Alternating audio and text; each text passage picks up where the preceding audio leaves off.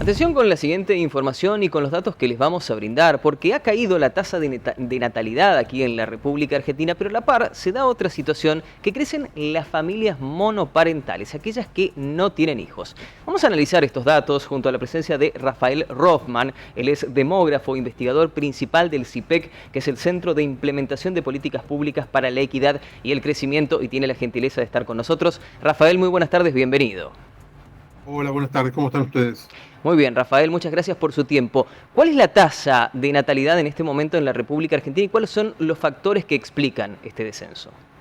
A ver, la forma como habitualmente medimos esto es una medida que se llama la tasa global de fecundidad, que es algo así como el número de hijos que cada mujer tiene en promedio a lo largo de su vida. Y eso hoy está en aproximadamente 1.3, 1.4. O sea, más o menos una mujer argentina hoy día tendría entre un hijo y un hijo y medio cada una, en promedio, obviamente, ¿no? Ese es el número más bajo de la historia, ha bajado mucho, especialmente en la última década, en buena parte porque ha aparecido un nuevo tipo de anticonceptivo que es muy efectivo, entonces muchas mujeres que querían tener menos hijos lo han logrado. Bajó muchísimo entre las adolescentes, las mujeres menores de 20 años, la fecundidad bajó casi un 70% en 10 años, es muchísimo, y eso es muy bueno porque son fundamentalmente embarazos no intencionales de chicas que perdían la oportunidad de estudiar, de completar sus carreras, de empezar trayectorias laborales más exitosas, era todo un problema. Y esto, por supuesto, tiene impactos, y uno de los impactos que tiene es el que vos mencionabas. Inevitablemente los hogares son más chicos, porque hay menos niños, hay más hogares sin niños, y además, como nuestra población va envejeciendo, hay más hogares con adultos mayores que viven solos, ¿no? Ahora bien, mencionabas también, Rafael, ¿cómo le va? Buenas tardes. Estas familias monoparentales, si hablamos no a trascender los años, si también lo trasladamos a lo que es las implicancias del país, estructura social, económica, ¿qué se puede decir respecto a ello? Sí, a ver, las monoparentales son cuando hay está solamente el padre, la madre y algunos niños. Lo que hay mucho más ahora es familias sin niños directamente, ¿no? Especialmente entre los adultos mayores, porque los adultos mayores no tienen hijos pequeños, habitualmente es muy raro, y como cada vez hay proporcionalmente más porque la población va envejeciendo, eso aumenta mucho. Eso genera desafíos muy grandes para la sociedad a los cuales hay que responder. No es malo, pero no responder, no adaptarse a esa realidad sí puede ser un problema. Cuando digo que no es malo, lo que quiero decir es que, por ejemplo, hay menos chicos, eso quiere decir que el sistema educativo puede brindar más servicios de más calidad porque tiene menos demanda y tiene recursos que antes no tenía para hacerlo. Podemos mejorar la educación, podemos hacer que nuestros hijos tengan más habilidades de las que tenían, es buenísimo. Pero con los jubilados tenemos un problema porque tenemos que pagar más jubilaciones y no necesariamente tenemos más plata para hacerlo. Entonces hay que repensar algunas reglas de cómo funciona el sistema previsional para empezar a ordenar eso. Una de las cosas que tenemos que hacer es terminar con la enorme cantidad de excepciones, de reglas especiales. Siempre hablamos de que los jubilados, las personas se pueden jubilar a los 60, 65 años, pero la realidad es que en muchas provincias de nuestro país se jubilan a los 50, 55 porque hay regímenes especiales por todos lados. Entonces, eso hay que corregirlo, por ejemplo, porque no tiene sentido seguir diciendo que una persona de 50, 55 años es vieja y no puede trabajar más, ¿no? Es absurdo. Hay que ordenar ese tipo de cosas. A nivel urbano pasan cosas interesantes. Los hogares son más chicos, lo que eso quiere decir es que en cada vivienda hay menos gente. Entonces, uno mira las ciudades de nuestro país y lo que ve es que se construyen edificios, más departamentos, hay más metros cuadrados construidos que antes, pero sigue habiendo problema de vivienda. ¿Por qué? Porque en cada departamento vive más gente, vive menos gente porque el lugar es más pequeño.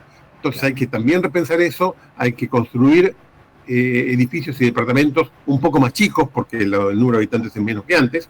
Es raro una familia con 4 hijos, entonces no necesitas muchos departamentos con 5 o 6 dormitorios, como en alguna época podía haber más. Hay que ir adaptándose. El fondo de la discusión es cómo hacemos para adaptarnos a esta nueva realidad. Argentina es un país que va a dejar de crecer en términos del tamaño de la población, nos vamos a estabilizar en un número parecido al que tenemos ahora, va a envejecer, vamos a ser más viejos, y eso son cosas que le han pasado a muchos países del mundo. Casi todos los países ricos son más viejos que nosotros, o sea, se han enriquecido primero y envejecido después. Un desafío grande que tenemos que resolver es que en ese sentido las sociedades son como las personas, se tienen que hacer ricas antes de hacerse viejas. Vos, yo, no nos podemos hacer ricos a los 80 años. Si queremos ser ricos a los 80 años, tenemos que enriquecernos a los 30, a los 40, a los 50. Después ya es demasiado tarde. Bueno, con la sociedad pasa lo mismo. La sociedad argentina todavía es joven, hay que invertir más en educación, hay que invertir más en activos para que seamos más ricos, porque en unos años vamos a ser bastante más viejos y ahí va a ser muy complicado. Rafael, comparando esta situación demográfica que se da en la República Argentina, ¿cuál es el paralelismo en la región y en el mundo? Estamos muy parecidos a los países de la región. Hace unos 10 años, a ver, Argentina tuvo una trayectoria rara. En 1950, Argentina era junto con Uruguay los dos países con menor fecundidad, con menor natalidad de América Latina. Después venía todo el resto lejos. En el 2010 estábamos en el puesto 30 y pico. Nos habían pasado todos habían bajado más rápido que nosotros. Y ahora volvimos a los niveles promedio de la región, estamos muy parecidos a Uruguay, un poquito por arriba de Chile, parecido a Brasil. Estamos en los niveles parecidos a lo que se ve en América Latina, que también se parecen en promedio a los europeos. Cuando uno mira Europa, lo que ve es que los países de Europa del Norte, Alemania, los países escandinavos, Holanda, tienen niveles de fecundidad un poquito más altos, los países del sur, España, Italia, tienen un poquito más bajos. Nosotros estamos en el medio, o sea, estamos muy alineados con lo que está pasando en el mundo. El desafío, como te decía antes, es que eso es el inicio de un proceso que va a implicar envejecimiento, va a haber proporcionalmente más gente adulta mayor que no trabaja en nuestra sociedad. Entonces tenemos que hacernos ricos ahora que todavía tenemos muchos activos. Ahora estamos en un periodo que en demografía llamamos el bono demográfico, cuando hay mucha población en edad activa en relación a la población que está en edad de no trabajar. Hay que aprovecharlo para producir más, para tener más capital humano, lo cual quiere decir mejor educación, más trabajadores con más habilidades, más capital físico, más infraestructura, más tecnología. Son cosas que tenemos que hacer ahora y en eso hay que concentrarse muy fuerte. Es decir, Rafael, que esas serían las políticas que faltarían aquí en lo que es la Argentina para abordar de alguna manera lo que es el envejecimiento poblacional, combatir, si quiere, lo que es la caída de natalidad, ¿o qué faltaría? No, a ver, son políticas que en algunos casos se hacen esfuerzos importantes, pero hay que concentrarnos muy fuerte en eso. La caída de la natalidad no se combate porque la caída de la natalidad es difícil que se revierta con políticas públicas. Nadie va a tener un hijo porque un gobierno le diga te voy a cobrar un impuesto más o menos o te voy a dar un bono, porque tu decisión de tener o no tener hijos, piénsenlo ustedes en lo personal, depende de cosas mucho más profundas, emocionales, de planes de vida de largo plazo, no porque me cobran o me dan un bono. ¿Cómo? Económico también, digo, para tener un hijo hay que tener también, por supuesto, un sustento. Sin duda, lo económico también, pero no lo económico del año que viene, lo económico de los próximos 30, con lo cual, si el gobierno me dice mañana te voy a dar un bono, yo digo, ¿qué sé yo? ¿Cómo me cambia eso la vida de los próximos 20 años, no? Entonces, en eso las políticas suelen ser bastante poco efectivas. Lo que sí hay que hacer, y que en Argentina tenemos problemas, es cambiar alguna de las políticas que tenemos para proteger a quienes quieren tener hijos. Quiero decir con esto, yo estoy convencido que quienes no quieren tener hijos o quieren tener menos hijos, están en su derecho, es razonable y está bien que así sea, pero hay gente que quiere tener hijos y la ve difícil. Por ejemplo, por lo que decíamos recién, por la implicancia económica. Hoy, si una pareja tiene un hijo y trabajan ambos formalmente, el varón tiene 2 días de licencia y la mujer tiene 3 meses de licencia. Lo del varón es ridículo directamente, es decirle, vos no te involucres con la crianza de tu hijo, y a la mujer le dicen, dentro de 3 meses, si vos estudiabas, trabajabas, con lo que fuera, arreglátelas, porque además no tenemos buenos sistemas de cuidados, no tenemos educación de calidad gratuita, o sea, le estamos diciendo, arréglensela.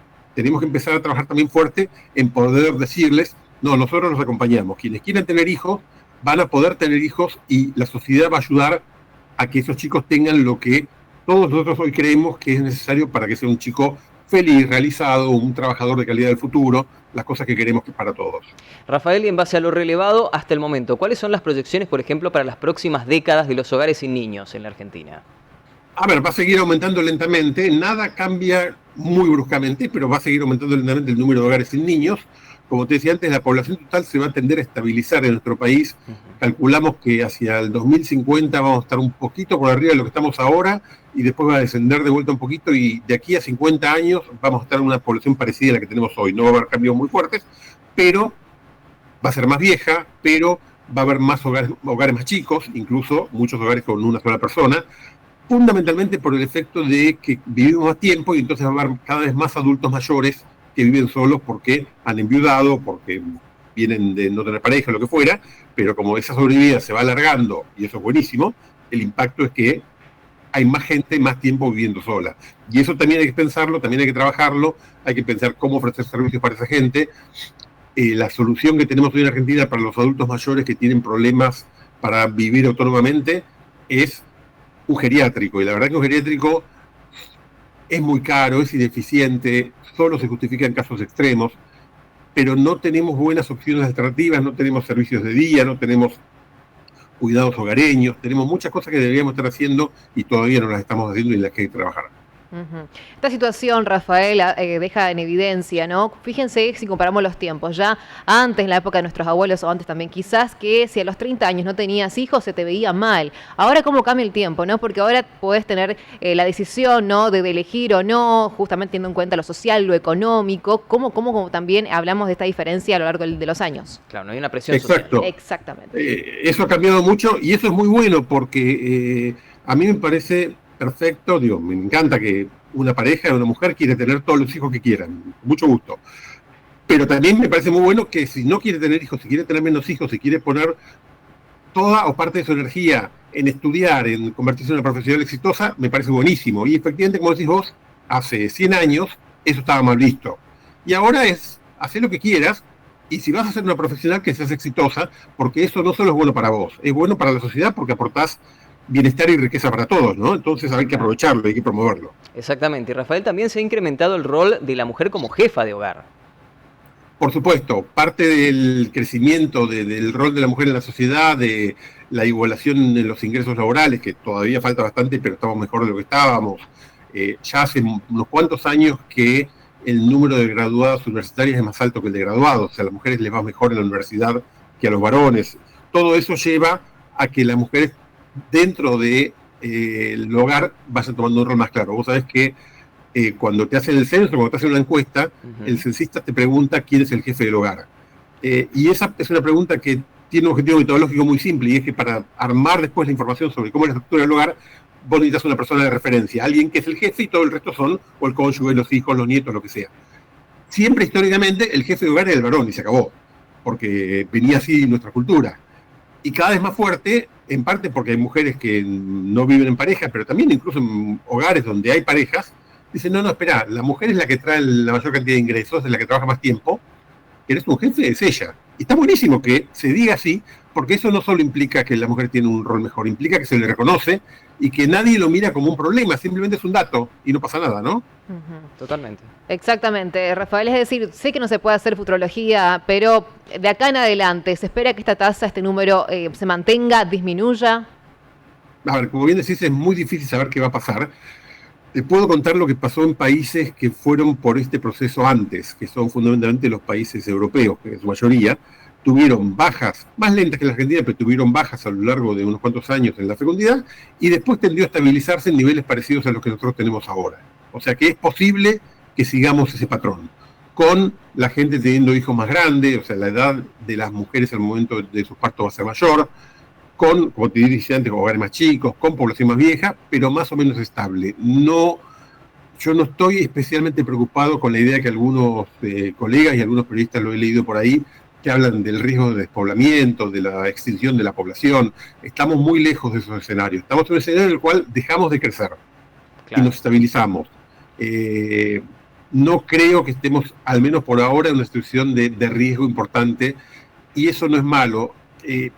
Venimos nosotros de una tradición muy larga de pensar que haya más poblaciones buenos. Si vos pensás para atrás, Juan Bautista Alberdi, quien escribió nuestra Constitución, una de sus frases más famosas de 1840 era que gobernar es poblar.